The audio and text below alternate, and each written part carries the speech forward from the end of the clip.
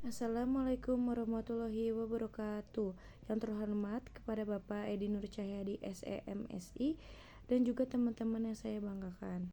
Kami di sini akan mempresentasikan hasil analisis struktur organisasi dan budaya organisasi PT Sepatu Bata yang disusun oleh kelompok 5 yang terdiri dari saya sendiri, yaitu Putri Faradiba dengan NIM 235009157, dan juga rekan-rekan saya, yaitu ada Putri Ayu Oktavia dengan NIM 23500911151, dan juga ada Dialisti Kodijah dengan NIM 23500911156, dan yang terakhir yaitu Rizka Karina dengan NIM 23500911162. Yang selanjutnya yaitu profil singkat perusahaan. PT Sepatu Bata Tbk merupakan perusahaan manufaktur dan retail sepatu yang berdiri di Indonesia sejak tahun 1931. Perusahaan ini berfokus pada produksi dan distribusi alas kaki untuk segmen anak-anak, remaja, dan dewasa. Adapun visi dari PT Sepatu Bata Tbk ialah menguatkan posisi sebagai pemimpin bisnis bidang alas kaki di Indonesia dan dalam jangka panjang maupun pendek meningkatkan nilai pemegang saham. Yang selanjutnya yaitu implementasi strategi PT Bata. Yang pertama, pemasaran, pengembangan desain sesuai tren, promosi digital dan marketplace, program diskon dan loyalitas pelanggan. Yang kedua, operasional dan produksi, efisiensi proses produksi, penggunaan bahan berkualitas, dan pengendalian kualitas produk. Ketiga, sumber daya manusia, pelatihan dan pengembangan karyawan, sistem penilaian kinerja, peningkatan produktivitas kerja. Keempat, yaitu keuangan, pengendalian biaya operasional, pengelolaan arus kas, dan investasi pengembangan produk. Selanjutnya yang kelima yaitu teknologi dan sistem informasi, pemanfaatan sistem informasi manajemen, analisis data penjualan, dan digitalisasi proses bisnis. Yang keenam yaitu evaluasi dan pengendalian, penetapan KPI, evaluasi kinerja berkala, dan tindakan korektif bila terjadi penyimpangan. Selanjutnya, saya Dialisti Kodijah dengan NIM 23500911156. Selanjutnya, saya akan menjelaskan mengenai struktur organisasi sepatu bata. Struktur organisasi disusun secara hierarkis untuk memastikan pembagian tugas dan tanggung jawab yang jelas. RUPS berperan sebagai pemegang kekuasaan tertinggi dalam pengambilan keputusan strategis perusahaan. Dewan Komisaris bertugas mengawasi dan memberikan arahan kepada direksi agar pengelolaan perusahaan berjalan sesuai prinsip tata kelola yang baik. Selanjutnya, direksi bertanggung jawab atas pengelolaan operasional sehari-hari serta pelaksanaan strategi perusahaan.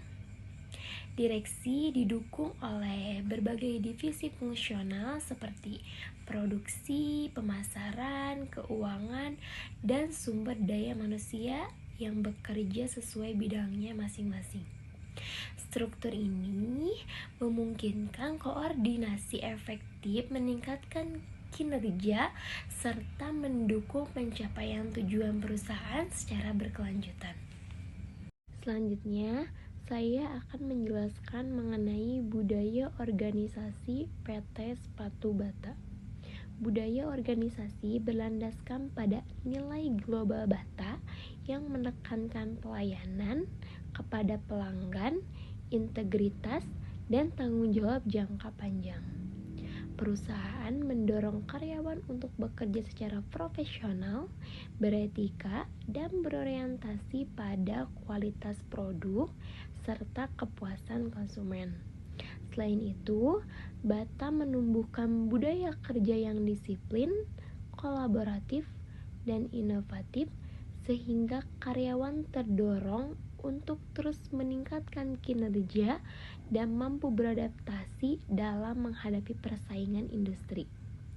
Budaya ini mendukung keberlanjutan perusahaan dalam pencapaian tujuan bisnis secara konsisten.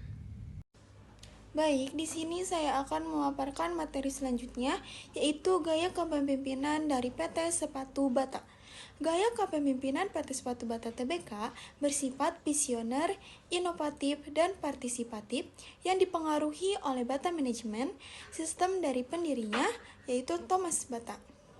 Kepemimpinan perusahaan ini menekankan pada efisiensi, inovasi, dan orientasi pada pelanggan, serta memberikan otonomi kepada manajer lokal dalam pengambilan keputusan. Selain itu, PT Sepatu Bata Tbk pun juga berfokus pada pemberdayaan dan pengembangan karyawan sehingga mendukung keberlanjutan dan kinerja jangka panjang perusahaan. Baik, di sini saya akan memaparkan materi selanjutnya, yaitu strategi controlling. Yang pertama ada premis control, yaitu memantau perubahan tren pasar alas kaki. Yang selanjutnya mengevaluasi daya beli konsumen dan kondisi ekonomi. Selanjutnya memvalidasi asumsi strategi harga dan segmen pasar. Dan yang kedua, strategic surveillance, yaitu monitoring pesaing lokal maupun global. Menganalisis perubahan selera konsumen baik fashion ataupun dari segi kenyamanan, dan selanjutnya perkembangan e-commerce dan digital marketing. Yang ketiga, implementation control yang terdiri dari mengevaluasi kinerja penjualan toko baik secara offline maupun online, mengendalikan atau adanya pengendalian biaya produksi dan distribusi, dan yang terakhir pencapaian target penjualan dan margin laba yang ditentukan. Dan yang terakhir ialah Special Alert Control yang terdiri dari respon cepat terhadap penurunan penjualan, penyesuaian strategi saat krisis ekonomi ataupun pasar, dan yang terakhir inovasi produk jika terjadi perubahan tren mendadak. Baik, selanjutnya adalah strategic evaluation. Strategic evaluation pada PT Sepatu Bata Tbk dilakukan untuk menilai apakah strategi perusahaan masih sesuai dengan kondisi pasar dan mampu mencapai tujuan perusahaan di tengah persaingan industri alas kaki. Yang pertama, ada evaluasi kinerja penjualan. Manajemen menilai pencapaian penjualan toko dibandingkan target yang telah ditetapkan. Yang kedua, ada evaluasi efektivitas gerai. Perusahaan menilai kinerja toko fisik, termasuk keputusan menutup atau merelokasi gerai yang tidak menguntungkan. Yang ketiga, ada evaluasi strategi pemasaran. Bata mengevaluasi strategi pemasaran offline dan online agar lebih sesuai dengan perilaku konsumen. Yang terakhir, ada evaluasi daya saing produk. Produk dievaluasi dari segi desain, kualitas, dan harga dibandingkan dengan merek pesaing. Selanjutnya ada tindakan perbaikan strategi. Hasil evaluasi digunakan sebagai dasar penyesuaian strategi bisnis ke depan. Selanjutnya, kesimpulan. PT Sepatu Bata Tbk merupakan perusahaan alas kaki dengan merek kuat dan jaringan distribusi luas. Namun, dalam beberapa tahun terakhir, menghadapi penurunan kinerja keuangan akibat perubahan perilaku konsumen, meningkatnya persaingan, serta kurang optimalnya adaptasi strategi bisnis. Berdasarkan kajian jurnal, perusahaan terindikasi mengalami financial distress, sehingga diperlukan strategic evaluation yang berkelanjutan, terutama dalam hal efisiensi operasional, inovasi produk, dan penguatan strategi pemasaran digital. Evaluasi strategi menjadi penting agar Bata mampu menyesuaikan diri dengan dinamika pasar dan mempertahankan keberlanjutan bisnis. Selanjutnya saya serahkan kembali ke moderator.